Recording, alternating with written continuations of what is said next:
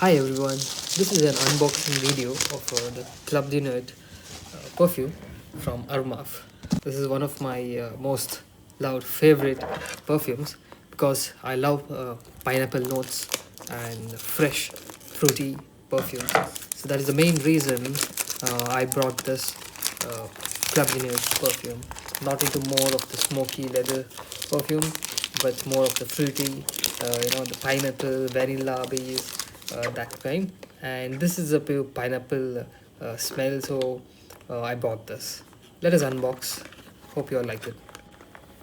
And now it's time to unveil the beautiful perfume, the most craziest loud perfume ever. Amazing. Look at the bottle. It's the dark black, which has the nice diamond in its cap, and even on the right side there's a name written on this bottle, which is the most beautiful thing I've ever seen in a bottle. It's the most a stylish bottle, I could say. Yes, it's a go for it, and I love the smell. Even y'all can go for it. Thank you for watching.